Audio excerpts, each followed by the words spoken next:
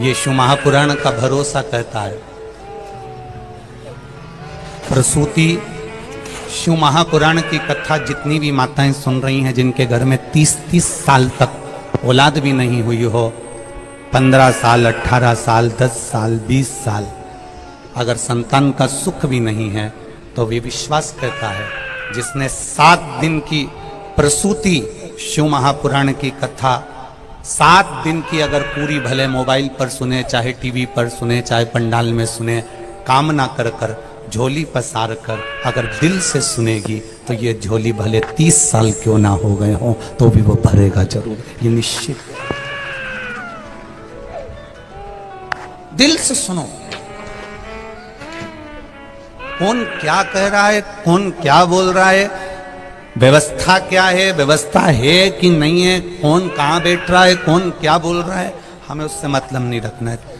7 दिन की कथा हमें दिल से सुनना है, बाबा से प्रार्थना करना है कि मेरी झोली खुशियों से भरकर भेजना बाबा, खुशियों से।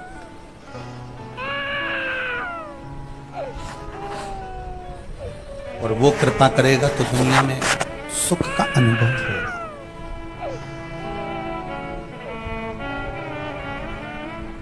शत्रुपा जी ने तप करा था, साधना करी थी। शत्रुपा जी ने तप साधना करने के बाद में जो संतान को जन्म दिया है, वो संतान कोई साधारण नहीं, माता प्रसूति हुई है। और वो माता प्रसूति कोई साधारण सी नहीं थी, जिन्होंने 9 वर्ष की आयु में तप साधना करी है। 9 वर्ष की आयु में माता प्रसूति ने तप साधना करी। दक्ष प्रजापति जिन्होंने भगवान ब्रह्मा जी के हृदय से प्रकट होने के बाद में, भगवान ब्रह्मा जी के हृदय से प्रकट होने के बाद में जिन्होंने सृष्टि की रचना का भार नहीं ग्रहण करा, पर ब्रह्मा जी ने उनको समझाया, तो दक्ष प्रजापति ने विचार करा कि मैं सृष्टि के क्रम को बढ़ाऊंगा।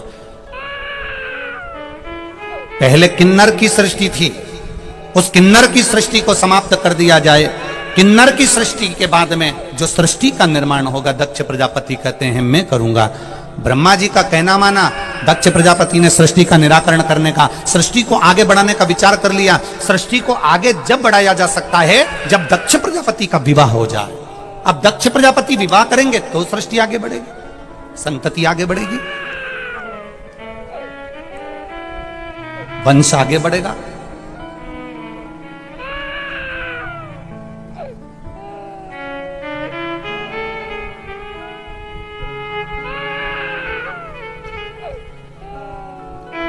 एक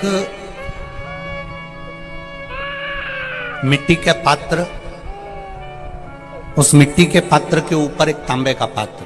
अब जरा माताएं बड़ा ध्यान लगाकर सुनिएगा, कथा चूके ना।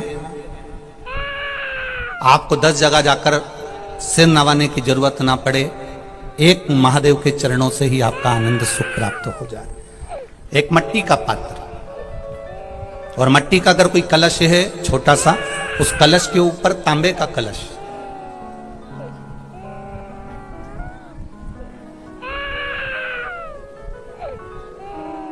माता प्रसूति, दक्ष प्रजापति और माता वीरणी, इन तीनों का स्मरण कर कर, जो बड़ के पेड़ के नीचे जो शिवलिंग हो, बड़ के पेड़ के नीचे जो शिवलिंग विराजमान हो, चाहे वो ओटले पर हो, चाहे वो पत्थर का हो, चाहे वो सीमेंट का हो, चाहे वो कंकर का हो, चाहे वो मार्बल का हो, चाहे वो जिस भी चीज का हो, बड़ के पेड़ के नीचे जो शिवलिंग हो, उसमें सीधे जब आप कलश लेकर जाएंगे तो मिट्टी का पात्र, उसके ऊपर तांबे का पात्र भरा हुआ, दोनों को एक साथ पकड़ कर ले जाएंगे। पर जब आप शिवलिंग पर दक्ष प्रजापति, प्रसूति और वीरणी, इन तीनों का नाम लेकर सीधे हाथ में मिट्टी का पात्र, उल्टे हाथ में तांबे का पात्र लेकर धीरे धीरे शिवलिंग पर जल समर्पित करेंगे, और उस जल का पान उसी बट वृक्ष के नीचे दोनों पति पत्नी अगर पान कर लेते हैं और संतान की कामना कर लेते हैं, तो भी मेरा महादेव संतान प्रदान करता ही करता।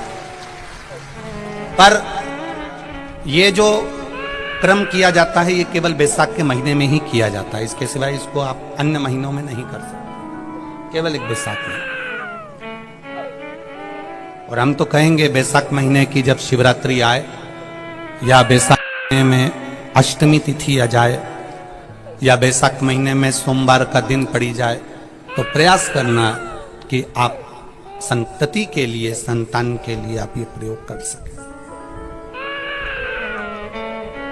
शिव तत्व की प्राप्ति। आप डॉक्टर को दिखाओ, आप डॉक्टर की दवाई भी लो, आप डॉक्टर से जांचें भी कराओ, आप डॉक्टर ने जो आपको बताया वैसा आप करो, पर साथ में शिव भक्ति को भी अपने भीतर उतार कर शंकर से भी अपने दिल की बात कहकर चलो, शिव से भी। खाली ना जाता कोई दर से तुम्हारे, मैं भी खड़ा हूं नन्ही बाहें पसारे। बाबा आपके चरणारविंद का रस तत्व हमें प्राप्त हो। 9 वर्ष की कन्या प्रसूति तब साधना में लीन है, 9 वर्ष की कन्या प्रसूति भगवान के भजन में लीन है। समय दक्ष प्रजापति का मंगल विवाह करना है। क्यों? संतति को आगे बढ़ाने के लिए, संतान को आगे बढ़ाने के लिए और इस पूरे ब्रह्मांड को एक संतति देने के लिए करा।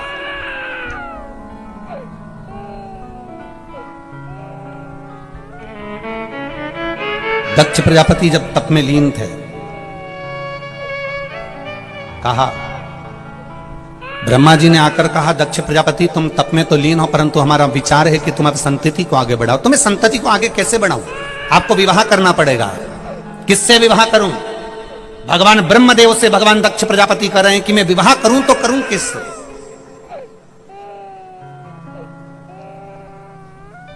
कहा, प्रजापति वीरण की पुत्री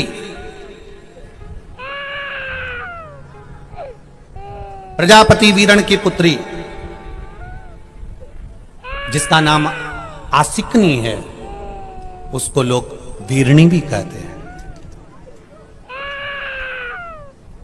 प्रजापति वीरण की पुत्री जिसको लोग आसकनी कहते हैं, उसका नाम वीरणी भी है। अच्छा, कोई फिर अच्छे से सुन लो ध्यान से। कोई अगर आपसे कहे कि सियोर वाले महाराज ये कथा कहां से बाच रहे हैं, तो आप बता देना शिव महापुराण सती खंड अध्याय नंबर 13 और page number 155, 156, 157, Gita Press Gorakhpur की शिव महापुराण से यह चरित्र चल रहा है। ध्यान रखिए।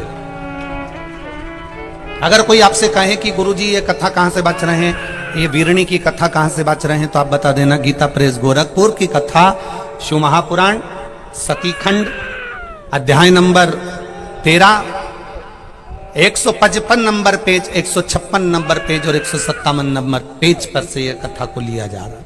बहुत ध्यान से सुनिए। दक्ष प्रजापति,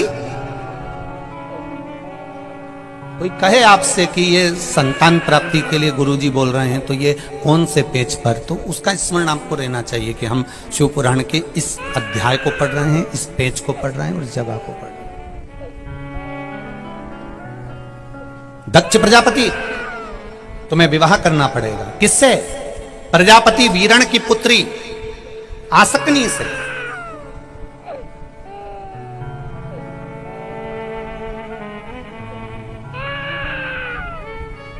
ये वही कन्या है आसकनी। प्रजापति वीरण की पुत्री आसकनी ये वही कन्या है, ये वही कन्या है जिस नारी का रजोधर्म से जुड़ा हुआ जो भी तकलीफ होती है, केवल हाथ में जल लेकर आसकनी का नाम लेकर भी वो पान कर लेती है, तो रजोधर्म से जुड़े हुए सारे दुख, कहते हैं कि गर्भ में, गर्भाशय में अगर गांठ भी पड़ गई है और डॉक्टर कह रहा है कि बच्चादानी में गांठ है, गर्भाशय में गांठ